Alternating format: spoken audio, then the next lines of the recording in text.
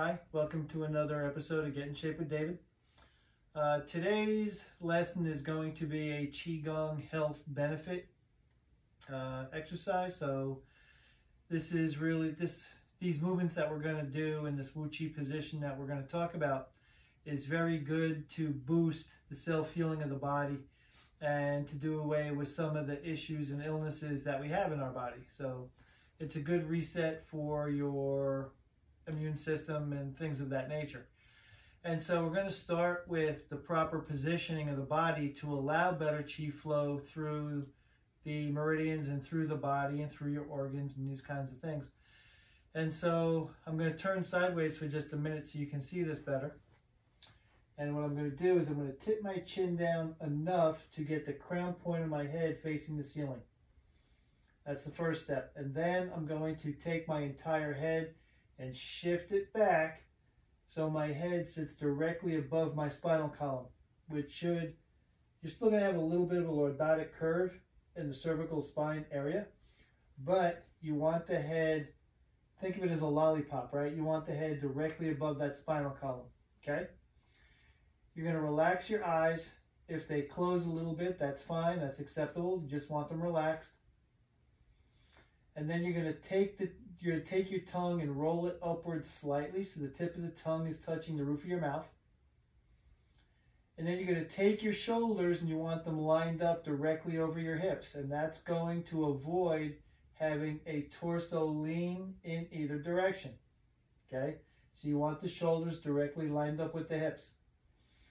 Now, take your arms, let them drop, let them relax. If you do that correctly, you should feel the weight of the arms at the shoulder joint. Allow them to relax, okay? Now, once you've got that going on and you're lined up correctly at the torso and the hips, you're going to bend your knees just a little bit, enough to drop your tailbone like you're sitting on a tall bar stool. Your index fingers gently point toward the floor. And if you've done everything correctly, your weight should be distributed between the ball of the foot and the heel. Okay? Now, if you've done all those steps correctly, and once you've accomplished that, we're going to add abdominal breathing to this, which I think I've covered before, but this is a good review for the people that have done it, or it's a good lesson for those who haven't. Always worth doing, right? And so the idea here is to not suck air into the body, right? As a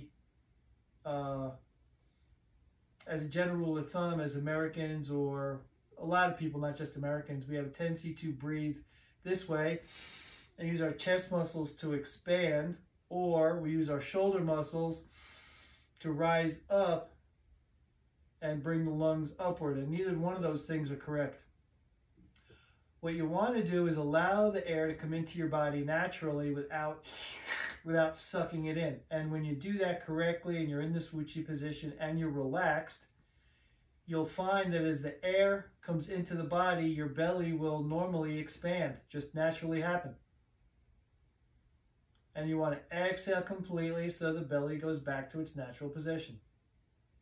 Allow the air to come into the body. Allow the belly to expand. Exhale completely. Now, all of your movements in Tai Chi and Qigong are performed at the same pace as that breath. So before we add a movement, let's go back to your abdominal breathing, and you'll notice that you contract the breath from the bottom of the lung up to the clavicle, up to the collarbone, as the air enters our body. So let's try a few breaths let's try a few cycles of that. Track the breath. It's up at the clavicle. Now I'm going to exhale completely.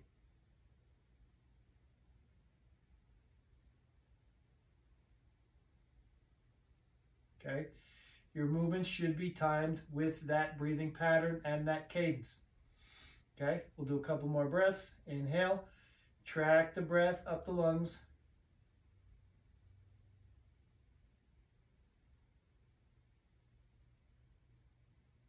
Exhale completely.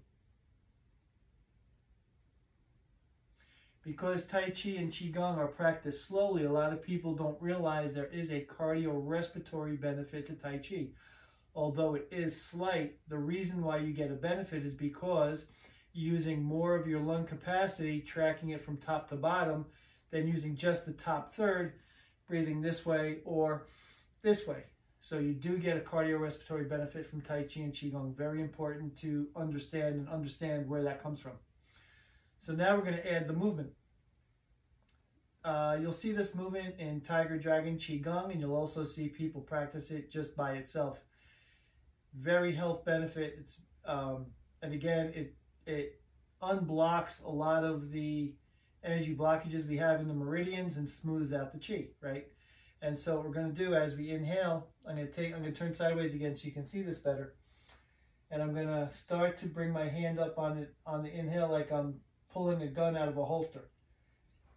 Okay, hope everybody can see that. Now I'm going to float this hand to the front of my hip and tip my hand up so my hand partially faces my body and partially faces the ceiling. I'm going to continue to inhale as I bring that hand up midline of my body. Then I'm going to make a small elliptical with my hand and turn it over and exhale down the same way. When I get back down to my hip, I'm going to reholster that gun and start to unholster the other side. Inhale. Exhale. Reholster, unholster.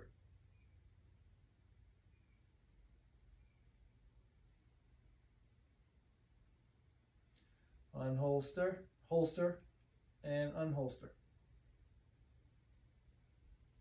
Now, when you get better at dialing into that life force or that chi flow in your body, you'll find as you do this, you'll feel the chi manipulation even at the spine, even though you're working on a frontal movement.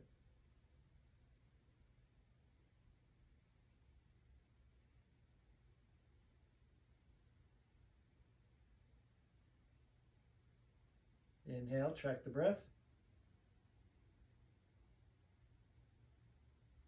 Exhale, track the breath.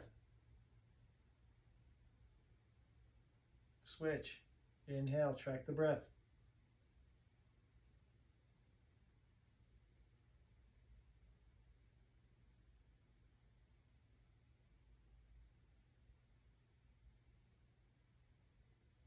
And the importance of holstering and unholstering that gun, again, as you get more practiced and more sensitive, you'll find that as you slip that down and bring that up, that will also affect the meridian, the chi meridian down the legs. You should feel that also.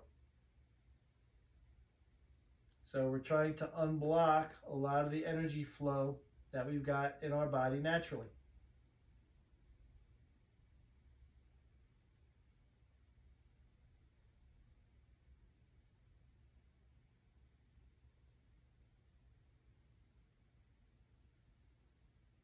Excellent, good.